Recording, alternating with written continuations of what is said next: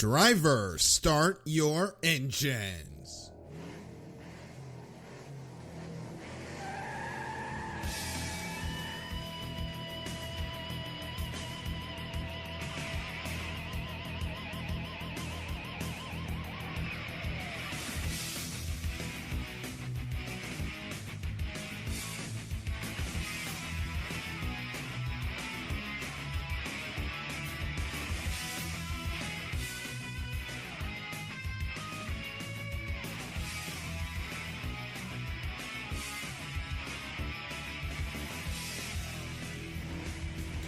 You are now listening to the fastest show on IE Sports Radio. My name is Daryl Kinsey Jr. Welcoming you to take another lap of the extra mile for today, April 22nd, 2021. Well, the weather is starting to get warmer, arguably. Seeing what's going on here in the DMV today with the temperatures, which means the racing action is starting to heat up, and we had 3 amazing races this weekend. I would say 2.5, but one of our co-hosts would argue that all 3 races were awesome. I'm going to bring my co-hosts in right now, Michael Ward and Christopher Lehman. A very happy Christopher Lehman because a certain Alex Bowman picked up the win at Richmond. Fellas, welcome. Hello. Hey. And Daryl, it's really not that warm up here. It's been snowing the last 3 days, so. Actually, I heard it was snowing in Laurel, Maryland today. Yeah, no, we've been getting snow for the last 3 days, and it hasn't been. But Sunday was fun for me. It was fun for a lot of people, and this weather thing, winter having its last gasp before we get into May, and then things really heat up. It's kind of annoying because it's like, we are 3 weeks into spring. Go away with the snow and the cold temperatures. I am good with all that. Yeah, I agree. We had some beautiful weather up until about 3 days ago. Actually, it was really nice. I'm ready for the spring weather. Same. I'm ready to get outside, ready to get to the beach. I'm trying to get to Gunnersville, Alabama this June. Check out some H-1 hydroplanes. Got some news with them. We'll talk about that a little bit later. But before we get into the show, I would be remiss if I did not mention that this is our first time coming back on the air since the verdict in the Derek Chauvin trial was read. And it's really a juxtaposition of feelings as around this time last year, we had a show discussing that case. Well, it wasn't around this year. It was a couple of months after this, because around now we were talking about this Kyle Larson situation. But last year, I came on the air and really just asked, what is it going to take for people to realize that black lives actually do matter in this country? We've seen too many times to name African Americans ending up in fatal situations with police that shouldn't have been.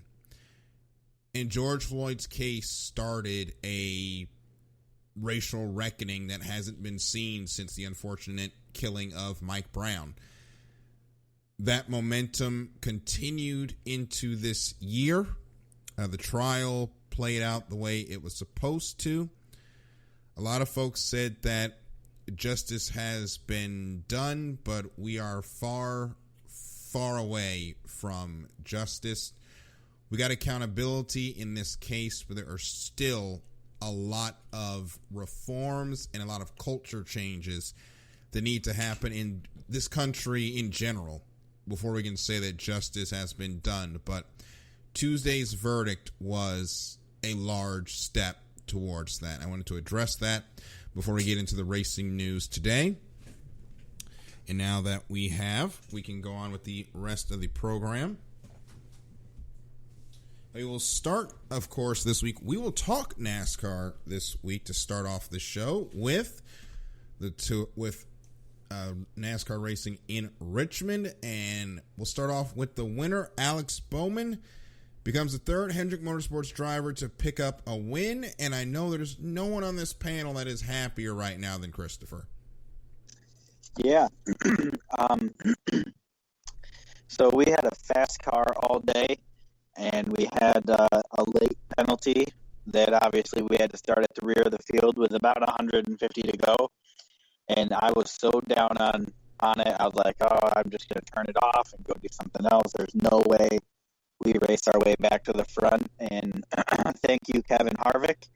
I think I tweeted out at one point, where's Rick Ware Racing when you need them?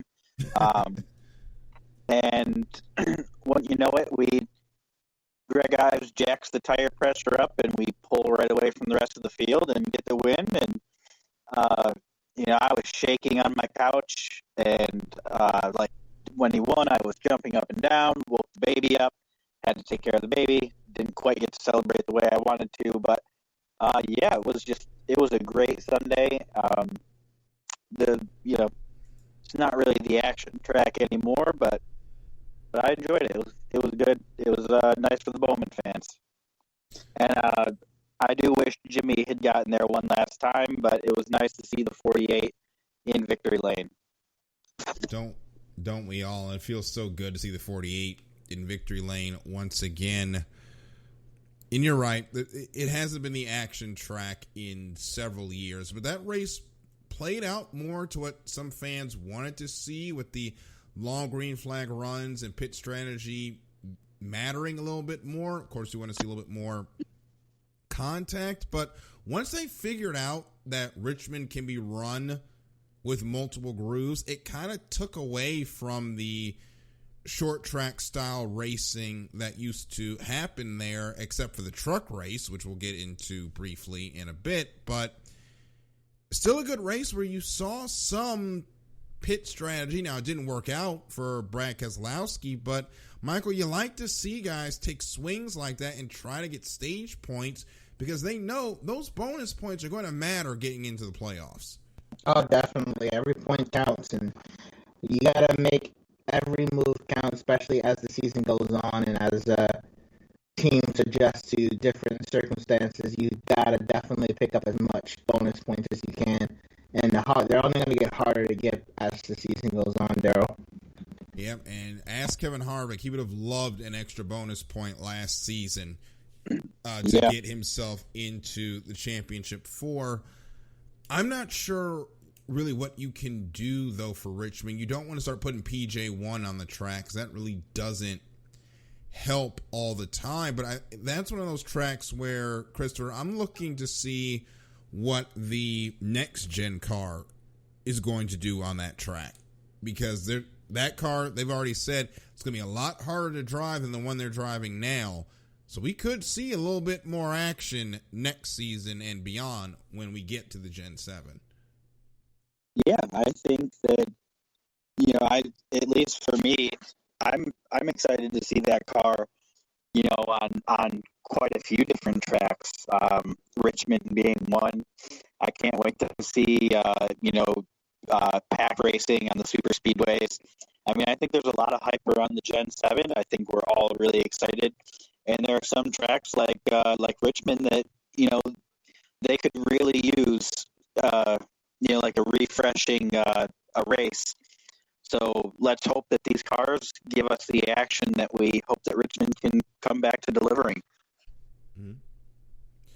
I hope so as well. And while we're sitting here talking, before we get into what else happened that week or on the weekend with NASCAR, because we will talk about Norm Benning and Jennifer Jo Cobb, we are now at the end of the first quarter of the season, and I want to go and talk about some of the teams, some of the drivers that we've seen, and we can start with Michael. Let's start with a driver that has pleasantly surprised you to start the season. A driver that has pleasantly surprised me, I would have to say William Byron. To name a few, I was going to say Christopher Bell, but it's a tie between the two, because Bell has been really consistent, but William Byron has just started off with a win, and he's been running consistently. And compared to his last few years in the season,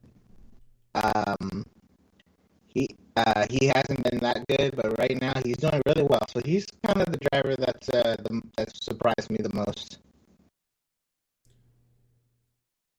I'm going to go with Kyle Larson. And some people might be saying, well, you're sticking your foot out there on the longest limb on the tree, but stay with me here.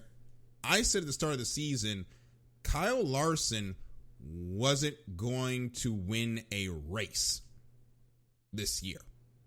I thought he was going to struggle, and he's currently 6th in points, sitting on a wins, got 4 top 5, 6 top 10s.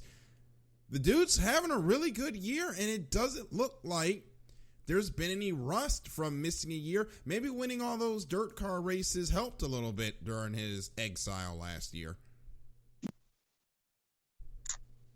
Yeah, I mean, if anything, I'm sure that, the results that he had last season are a huge confidence boost, and sometimes confidence is what you really need to elevate your driving is, just some confidence, and Larson should have no shortage of it after his performance on dirt last year.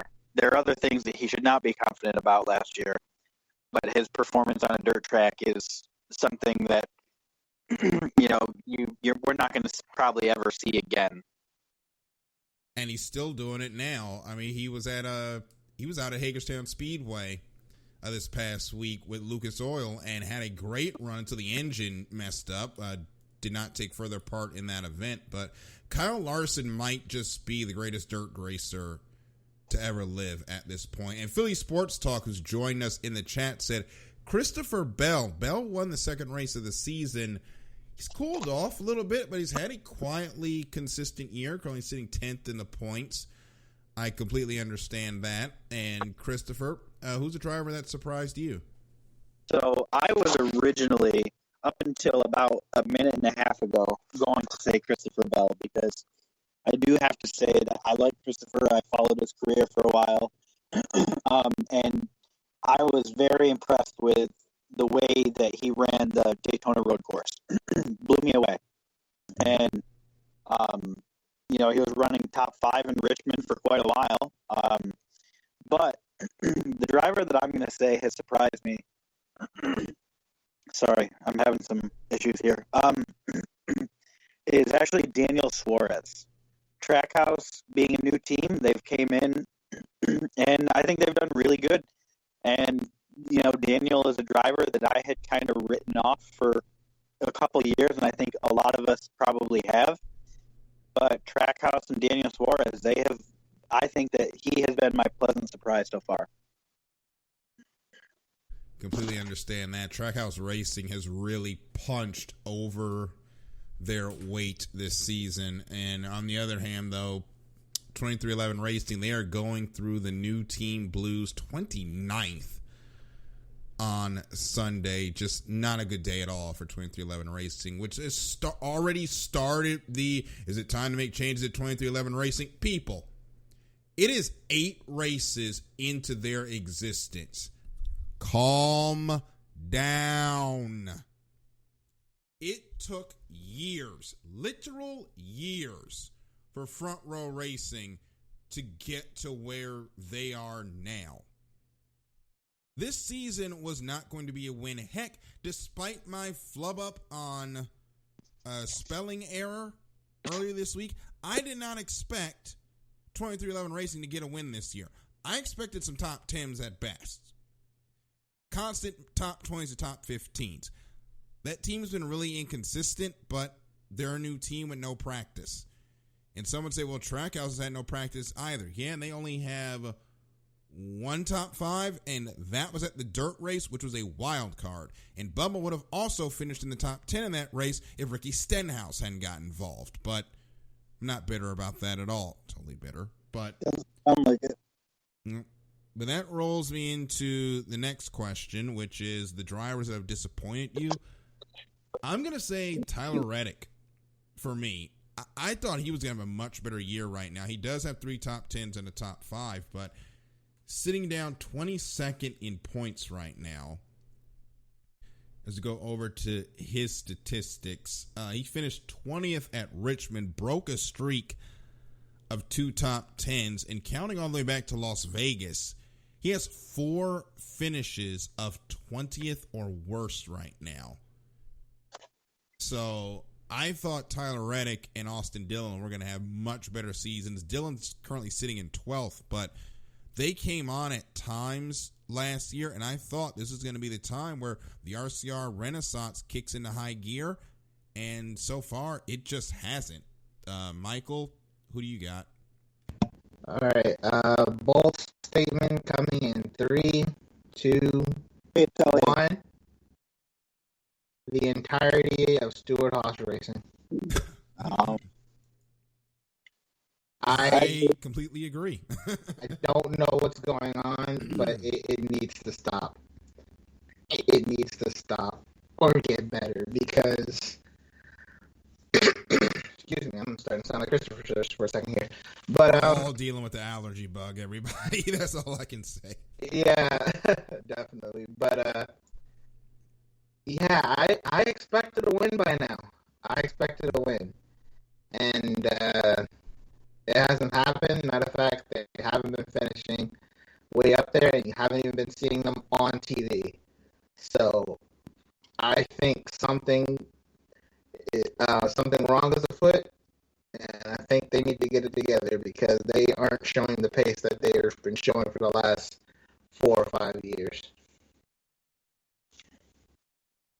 Man, that is a team where I'm sitting there and I'm thinking, was Clint Boyer really the glue holding that place together? Because he retired and that place has gone nowhere. Like, they are in a bad spot as a team.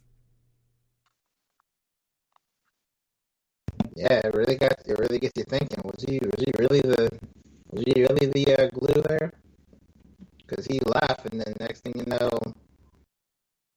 I was excited Chase Briscoe got the seat, but I'm not seeing Chase Briscoe on the big screen. So I don't even know if I don't think it's a Chase Briscoe problem. It's a team problem. Something is fundamentally wrong with how they're setting up their race cars. And the problem is they won't get a chance to really diagnose it on track in a practice session until COTA in a couple of weeks. So they are on the struggle bus for a while. Christopher, who is the driver that's really disappointed you, and what are your thoughts on the whole SHR mess as well? So I have to agree with both of you. Daryl, you had actually commented something on Twitter. I think you said that your biggest disappointment was Kevin Harvick, and I had said I think Stewart Haas as a whole. Mm-hmm. And another person that has disappointed me is, I'm not disappointed, but where Richard Childress Racing, they're just kind of, actually, I think the Chevy teams, if you're not Hendrick or Trackhouse, I think you've fallen off a cliff this year. Where are you? Mm-hmm. Where has CGR been? Where has RCR been? But I think my biggest disappointment so far might be Kurt Busch. Honestly, if I didn't know that he was like still in there, he hasn't gotten any TV coverage. He hasn't really been running anywhere. Every time we see him, he's 15th plus. So I think if I had to pick a disappointment, it would be Kurt Busch right now. It is surprising how some of these teams have fallen. And I've forgotten Ross Chastain is in the Cup Series sometimes. That's how little we see him to speak on the CGR situation. Can you pull up Kurt Busch's finishes right now and just see what the highest he's finished is?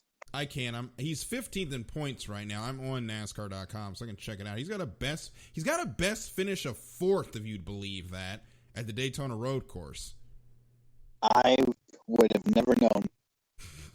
I didn't think he's finished top 15 yet this year. He hasn't had a top 10 since Homestead at Miami, where he finished 8th. His finishes since then, 19th at Las Vegas, 15th at Phoenix, 39th at Atlanta when he got into an accident, 16th at the dirt race in Bristol, 21st at Martinsville, 13th at Richmond. That team fell off a cliff the minute we left Daytona is basically what we're looking at. Yeah. Yeah, and Ross Chastain, I was excited about him coming up, but, he's been nowhere to be seen either. I think the only time he's been on TV is when he's getting lapped. Or when he's getting into an incident with somebody, which goes back to your point. It just feels like all the Hendrick teams not named Trackhouse in spurts and Hendrick have just fallen off this year. Yeah, even JT Doherty. I mean, where, those cars have kind of disappeared as well. And I really wonder how much no practice is hurting some of these teams, because for the smaller teams, there's only so much you can do. They don't have the multi-million-dollar simulators and working with the manufacturers directly to figure out what's the best setup going to be like the other teams can, or like the bigger teams can, like Hendrick Motorsports with JTG Doherty. SMT data can only tell you so much. Eventually, you've got to put the car on the track and figure out what it does. And unfortunately, the only time you get to do that is during the race, and you don't get to go underneath the car and like change the springs and make large swings with the shocks that you could during a race. You don't have, or during a practice, you don't have time during a race. So a lot of these teams that don't roll off the truck good, they're in a pickle. And we've seen that with a couple of teams, Kyle Busch as well. Also, unfortunately, 2311 has also been bit by that. And folks, let me tell you something. 2020 has had all of our finances rolling off the truck bad. And if you want a tune-up, you don't have to wait till the next race to do that. Give my friends at Legacy Financial a call. Andrew and Io will get you the tune-up that your financial situation needs. Give them a call at 510-928-2104 or follow them at Legacy Under Uncut and tell them that Daryl at the Extra Mile sent you. Thank you so much to Legacy Financial for being a sponsor of iSports Radio and the Extra Mile. So we'll be right back. When we come back, we'll get into the open wheel side of things. The Formula One San Marino Grand Prix, which is what I'm going to call it because the real name is far too long, was incredible. And a new star may have been born in IndyCar. More about that on the other side of this break here on the Extra Mile on iSports Radio, your direct feed for all that is sports.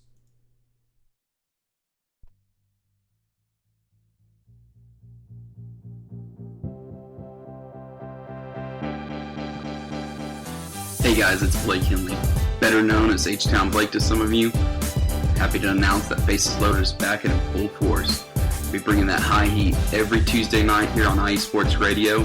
So come home, get ready, dig into that batter's box, and see if you can chase that high heat, baby. So we'll be coming to you live with all the stats, all the rundowns, all the division rivalries, and every team that's going to make the playoff push to get to that one and only October and get to the pinnacle of what baseball is, to hoist that Commissioner's Trophy when it's all said and done.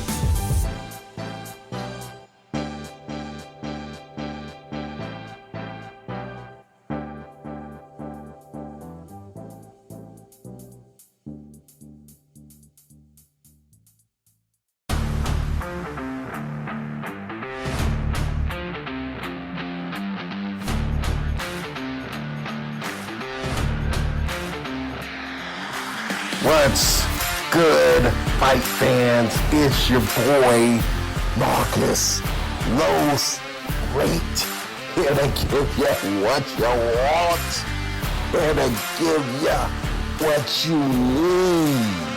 Yeah, man. Yeah. I'm coming to you live, straight from your mama's basement with a crispy, awesome white tea. We are coming to you live every Tuesday at 10 p.m. Eastern Standard Time. Powered by IE Sports Radio. your direct feed for all that is sports.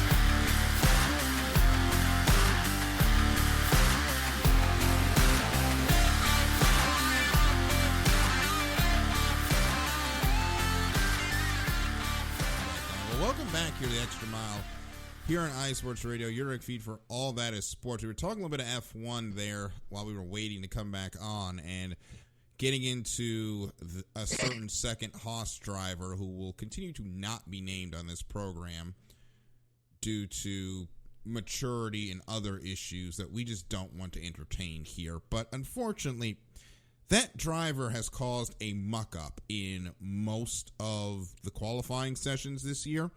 And I am on the record that he is going to be the deciding factor in this championship because that driver is going to cause an incident or do something that's going to cost one of the championship contenders, Verstappen or Hamilton, a chance at a qualifying lap or some points, and the blow-up is going to be glorious. And we'll get into the Emilia-Romagna Grand Prix in a minute, but guys, let's talk Haas right now. That team is in shambles. They're not developing their car for this year. It's been dirt slow, and that's offensive to dirt. There has been a rumor that not only is that team going to be sold out to Euro Cali, but Rich Energy might return to the sport with that team, which wouldn't that be a resumption from the pits of you-know-where. But Haas F1, America's F1 team, started off with such promise, and Michael, it's been anything but since then. Yeah, the politics and intricacies of F1 definitely got to them, and it's really sad to see. They've tried to just get a main sponsor, try to get some money in those cars to make them faster, and they just haven't had the best of luck. Got involved with Rich Energy. Rich Energy was a fraud. I don't even think you can find the drink anywhere. And they weren't paying them. They fell down on the grid, and they've just never been able to recover. And I would hate to see them go, Daryl. I would hate to see them go. This was our last big shot in F1. And I hate to see it go like this. This is not what I wanted. It's been unfortunate. It really has, to watch this team fall apart. I was the hugest Haas fan. When they scored points in their second outing, I'm like, okay, we're doing something here. We are going to see this team shoot up the grid, and they've just fallen back and fallen back and fallen back. Then a bad sponsor deal, and then everything with the second driver over there that happened, and the non-punishment because Daddy's funding the team. Now it's just, it couldn't happen to a better group at this point, is how I feel, and it's sad.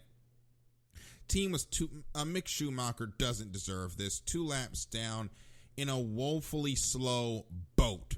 That's what I'm going to call it. It's not a car, it's a boat. I'm pretty sure there's some H1 Unlimited hydroplanes that could lap that on an asphalt track. That's how bad it is, and those boats can't even turn right. So it's a horrible situation for Mick. For the second driver, it's everything we thought it was going to be, because that particular person hasn't shown the skill in F2 to be in F1. And it's unfortunate that we're sitting here. That person is in. Callum Ilott, God knows what he's doing this season. I'd rather see him in the Haas. Wish he had a rich daddy that could buy the team. But it sucks. It really sucks for Haas. And Christopher, good, fair play to Gene Haas for trying this, but this method of not really building a lot of parts in-house was never going to work long term. And we are seeing the results of it, unfortunately. Yeah, no, I definitely agree. And it definitely goes to show that you need to invest in your team and develop your own in-house stuff, and really you can't try to think of what I'm trying to say here. You can't have half a heart in something. You know, you need to be 100% on it or not at all. And to me, it seemed like, you know, the desire was there. They wanted to try it, but the execution just wasn't there. And you know, when you have to buy all your parts, that's expensive. There's a big investment to, you know, build your own infrastructure, to develop your team and do it all in-house. But in the long term, you know, having to rely on other people costs more. And I think that's kind of what we're seeing in a glorious ball of fire, is their ultimate demise. It's sad and it sucks, but we'll move on without them. That's what F1 does, unfortunately, and we'll see how the new effort, if the rumors are to be true, how that rolls out. For Mick Schumacher, I hope it goes well. In the words of Ariana Grande, thank you, next. Well, let's get into the good parts of the race, and that was Verstappen versus Hamilton, round 2. And boys, I have never seen a second-place finish that dramatic in quite some time. As Hamilton led from the start, got beat into turn 1 by Verstappen, was starting to chase him down. Unfortunately, they had a slow pit stop, so he remained second. Traffic started to be an issue. Hamilton was starting to catch up, and then he slides off the track, busts the front wing. We're all sitting there thinking, oh my gosh, Hamilton's not going to score points. He's going to blow the championship wide open for Verstappen. And then Russell and Bottas absolutely annihilate each other on the front stretch. Michael, go through your roller coaster of emotions seeing that moment. Definitely anger because, as you guys know, I'm a Charles Leclerc fan, and he was definitely in second. And when the red flag came out, I was just like, God.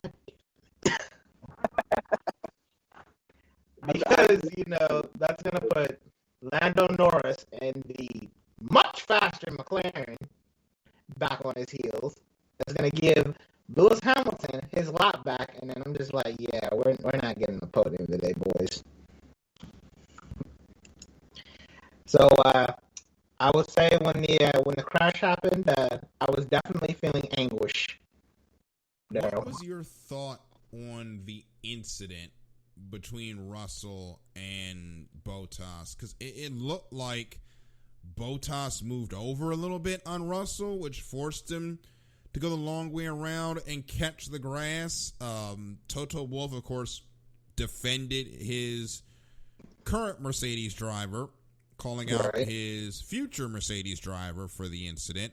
Russell did apologize to Bottas on Twitter, but for me personally, this proves that the weak link in Mercedes holding on to the Constructors' Championship this year is going to be Bottas. He was nowhere on Sunday. And whether or not you want to blame Bottas or Russell for the incident, here's the fact of the matter. Bottas shouldn't have been fighting with the Williams anyway for a position. We talk about how Williams was about to overtake a Mercedes, though, real quick. Yeah, that's the big part of the conversation that everyone is missing. Why was Bottas back there to begin with? And Christopher, just to bring you into speed, this would be the equivalent of a Rick Ware racing car chasing down Larson for a spot in the top 10. That's how much of a speed disparity there is in these two teams. And it really just shows to me that Bottas is washed. He just doesn't have that ability to be a world championship winning caliber driver. And that's fine. We'll continue. I'll jump back to Michael. Michael, it just feels like I know. It just feels like he's not a championship caliber driver, Bottas, and maybe he never was. He would show sparks every now and again of having that potential, but he just didn't show it on a consistent factor. We thought it was going to be like a couple of years from now when you had Thug Bottas and he was actually winning. Mm-hmm. And we were just like, oh shoot, Bottas is starting to carry us away, but it just never continued. And I hate to say he was just a placeholder driver, but if you literally look at how things in F1 go, that might have just been the case.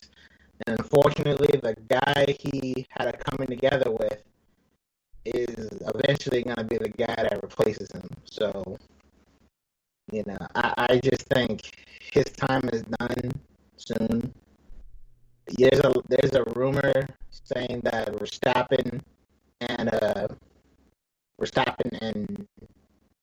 Russell are going to be in those cars soon, and I can believe it. Mostly, I can't. I don't think Verstappen would leave Red Bull because Red Bull is pretty good and he's pretty looked after in that team, if you ask me. So I don't expect them to leave, but Russell is hot on his heels, and I just gotta say real quick, that Williams is a much faster car this season. That Williams is in a much better spot than it's been the last few years. That's good for the team. So glad they got some money, made a faster car, got both cars in the Q2. Yeah, that car is just so much faster. I'm so happy. As a Williams fan, Ferrari and Williams, those are my teams right there. Mercedes, when they're not winning all the time, are my team, but I got to root for somebody to defeat them. Those are my teams, and I'm just so happy because seeing these guys in last place all the time was starting to hurt. Now seeing them up there, not winning, but competing for points, passing cars that you would think were much faster than them, and all around doing a good job. They would have had points that race, but things happen, so. Can't get too complacent, but from what I'm seeing right now, I'm actually pretty happy. I think they're going to score points at some point. Yep. Christopher, did you wake up early and catch any of the F1 race? I think we got you back here.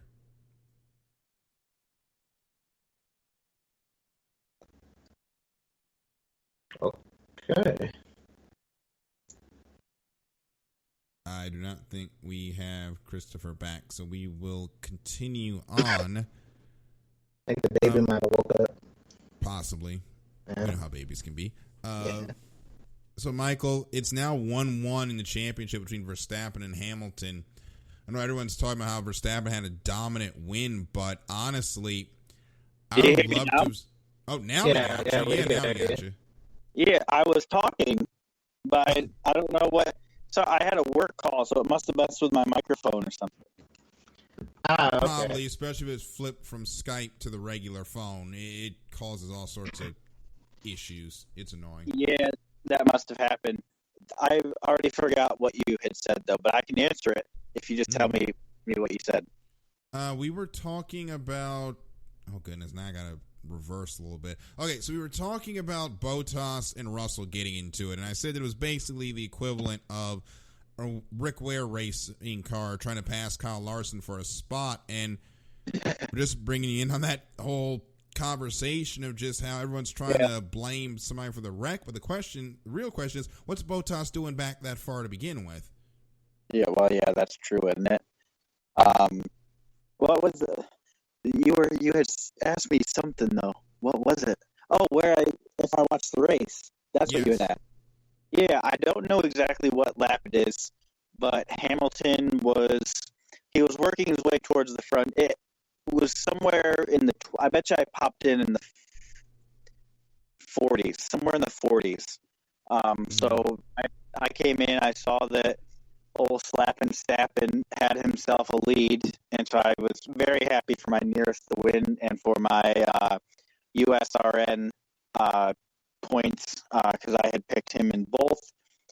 So I was thrilled, and then we all watched Hamilton just drive his way back through the field. We knew he wasn't going to catch him, if the race had stayed green. But it was fun watching Hamilton come up through. I think it made the championship a little more fun too. We're very even at this point. I think there's 1 point difference between the two, and it came down to the fastest lap. Yep. So I think that it's, right now it's a fun place to be, and I'm excited to see what happens. I'm excited to watch the season develop, and I think our two favorites for the championship are where we expected them to be. I will say before we go to break that there's been great action up and down the F1 grid. Everything is a lot closer this season. And even with the unfortunate aero dependency of these cars, it's still been an extremely competitive year. I cannot wait to see what happens in 2022 with the new regulations and ground effects comes back. It's going to be incredible. So we'll be right back. When we come back, we are going to talk about the IndyCar race and Jimmie Johnson's first foray into open wheelers. But before that, got to thank the Southern California Warriors for sponsoring IE Sports Radio. Folks, the spring season has come to an end, but the fall football season is right around the corner. And if you want to find more information on the SoCal Warriors, head on over to SoCal Warriors 2021, wixsite.com. We'll be right back after this. This is The Extra Mile on IE Sports Radio, your direct feed for all that is sports.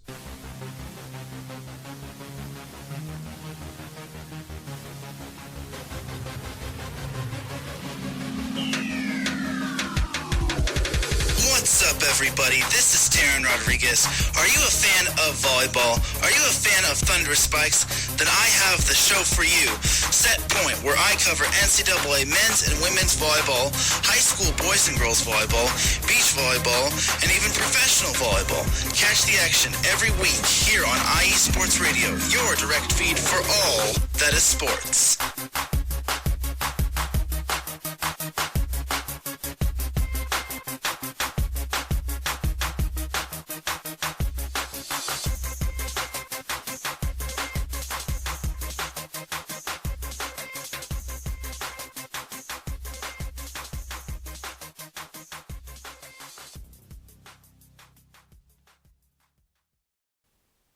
Attention, all sports fans!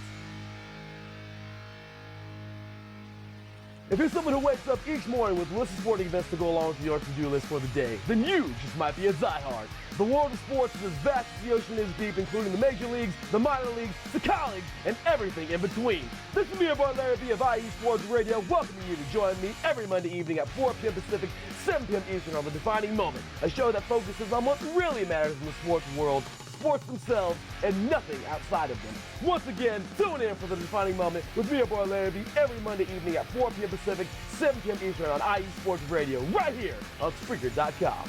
We'll see you there.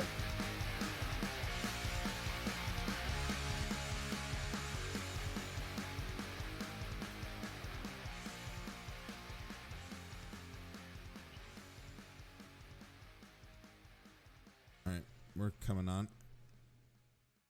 And we're back here in the Extra Mile on IE Sports Radio. Your feed for all that is sports. We talk NASCAR, we talk Formula One. That means it's time for IndyCar and the Honda Indy Grand Prix of Alabama at Barber Motorsports Park. A beautiful racing facility. Had a good number of fans back in the grandstands, so back on the grass there at Alabama. I cannot wait to see that race in person. I'm going to try to pop over there the Friday before the H1 race to see the speedway, or to see the speedway and the museum. And before we get to that, do want to announce that H1 Unlimited has had more races announced for their schedule. The Madison Regatta will be held July 2nd through the 4th. Let me go to the H1's website and make sure. But tentatively, I believe that was going to be on July 4th weekend. That's going to be the race for the APBA Gold Cup. Seafair in Seattle will not be held this season. They were going to be ran after the Hapo Columbia Cup in August. That race has been postponed until 2022.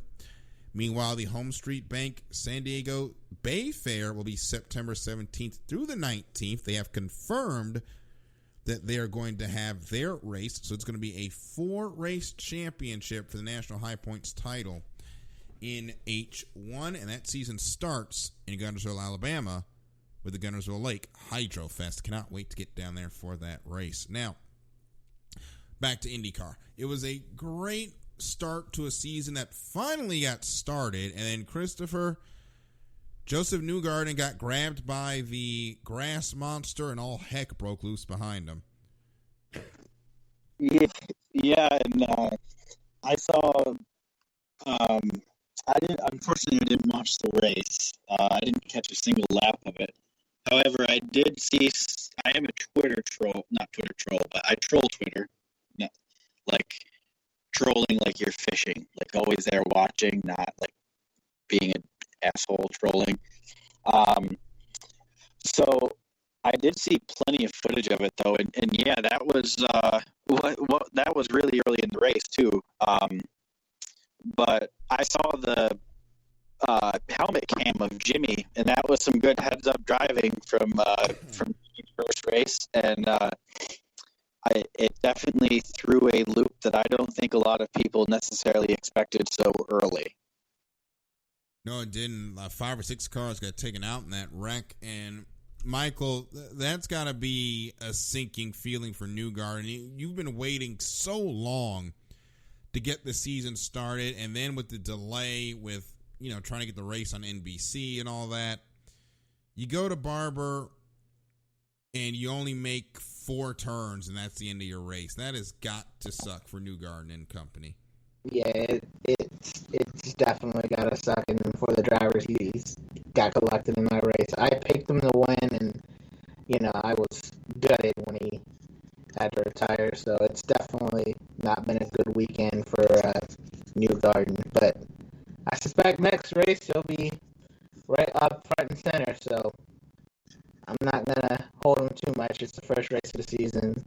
We've been playing on iRacing for a good while before then, so, can't expect to be a little rusty. And then after that, Jimmie Johnson spins, and there's been a lot made about his performance or lack thereof, and people making jokes about it. And I just sit here and say, okay, he's 45. He's literally just out here to have fun. I don't understand why everybody's trying to make like his legacy is in danger. Jimmie's just out here to not finish last, and he was able to do that. So I don't get why everyone is having this issue, or some people rather, are having issue with his performance. Jimmie himself knew he wasn't going to be that good at it. He just wants to log laps. So, Michael, what did you think of his performance? As a driver that just wants to have fun, he did pretty well. It's a common thing in motorsports where your goal is just not to finish last.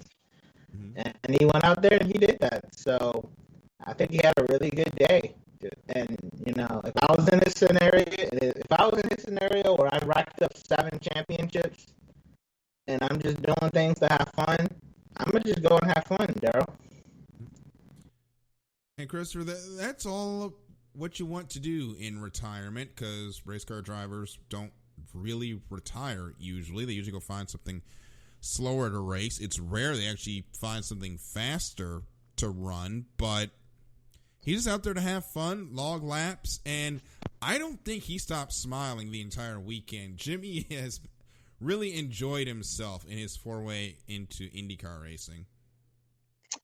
Yeah, I agree. Jimmie is definitely making the most out of his retirement. I don't think it was ever something that people would wonder is if when Jimmie retires, is he going to kind of disappear, or is he going to go to the booth, or option C, is he going to go race literally everything else with an engine or bicycles? So seeing him do IndyCar, I wouldn't, and he's also been doing, he's been doing endurance races too.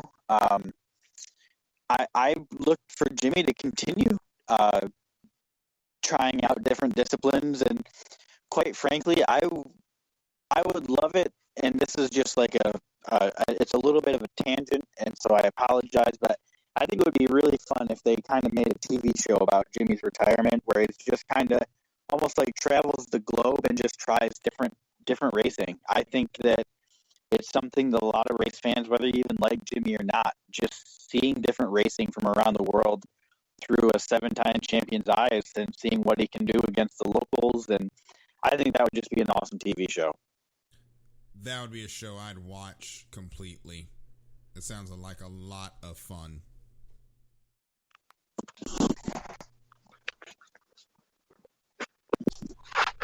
But let's get into we do have to pick winners soon for nearest the win, because we are 9 minutes to the end. And it's funny that we get there, because now we get to talk about the actual winner of this race, which is Alex Palou.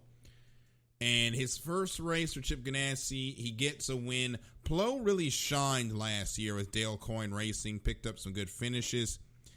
And Michael, Chip knows how to pick him. Palou comes out and does what Chip Ganassi would expect him to do, which is get out there and win. Chip loves his winners, and he's got another one in Alex Palou.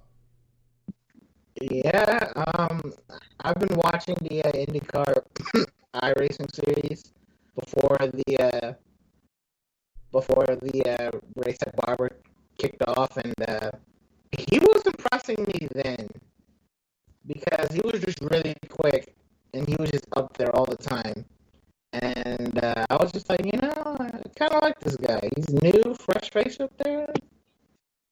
And he goes out and he wins and kind of solidifies my initial thought of, I kind of like this guy. And then it just now it's turning into, I like this guy even more now. Definitely a quick driver. I cannot wait to see what he does this season. It's going to be fun to see Palou, and Pato O'Ward, who had a great run as well, had a chance to win that race, but tire strategy just did not work out. The young guns of IndyCar are coming, and they are slowly beginning to take over the sport, and it's going to be a lot of fun. But, of course, it's time to get ready to get up out of here. Before we do that, we got to pick nearest the win. We got St. Pete and Dega this weekend. For St. Pete, I am going to take Pato O'Ward. He finished second in 2020. I think he goes one step higher in takes the win. And for St. Pete, got to go Bubba Wallace. I think they're going to get that lackluster season turned around. He's a good plate racer. I think he's going to come out of Dega with the win. Christopher, who you got? Full disclosure, Daryl, you had said that you picked Bubba Wallace for St. Pete. So I had to pick Bubba Wallace for Dega, not St. Pete, obviously. I picked Pato for St. Pete. But I'm excited by the prospect. Twice. I'm excited by the prospect of you losing one on the NASCAR side due to technicality, but it gives some of us a chance to catch up on points. Catch up on points. I've got like 2 points on the whole season. I'm not exactly the points leader over here. Oh, who is? You probably. I got to bring it back up. I think it's me. By like it's Michael you need to worry about. He's the one that's leading the points. By 1 point, mind you. Michael does not get to pick one of the races this week. Okay. I haven't even been calling them, honestly. I'm winning by 1 point for a reason. Yeah, it would kind of be like a DRS. Whoever's in the lead doesn't get to pick one race. So St. Pete's, I'm going to go Newgarden. He won last year. And Dega, I really want to go with one of the Penske guys, but I just flashed back to Daytona, and obviously they were in position to go 1-2, and they did not go 1-2. Dega's a hard one, but I'm going to go Denny Hamlin. I think he's probably the best plate racer, and I'm kind of hedging my safe bet on this one. And just to clarify, for Dega, I'm taking Bubba Wallace. Obviously, Bubba can't win St. Pete because he won't be in St.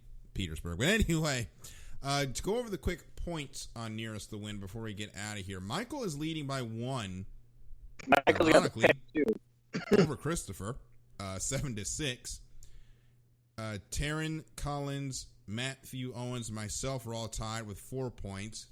Then it's Matt White, Larry B, Couch, and Pierre at 1. Seth still yet to score. If you want to play nearest the win, hashtag nearest the win. Who you think is going to win at St. Pete and Talladega? Make those calls by the time the engines roar, and we will get you on the board. But it is time for us to say checkered flag for this episode. No, not yet. Michael's got a pick. Who's got a pick? I thought you said I was banned this week. Unless we're actually banning him. We're not actually banning him. Michael, pick Dega. Dega. I was gonna go Hamlin, but I actually want to see him win. So I'm going to go. I'm actually gonna go Stenhouse. Ooh. That's a bold one. I'll give you 3 if you get that one right. All right. So. And for St. Pete, I'm gonna go with Dixon. So we picked the podium last year. Basically, we just took the podium.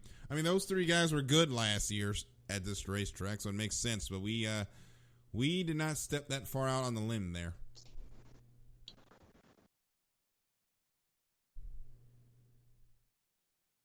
But now it is time for us to say good evening. Remember, Michael's at Michael_Ward25. Christopher's at Fiji Sims. I'm at DK Junior 12. Make sure to give us a follow if you want to talk to us during the week. Make sure you follow all the IE Sports Radio social media pages. And, of course, www.iesportsradio.com. And remember, if you missed any episode of any IE Sports Radio show, you can check it out wherever podcast can't be heard. It's time for us to say good evening. For Christopher and Michael, I'm Daryl. This has been The Extra Mile, and we will see you at the next green flag. Good night, everybody.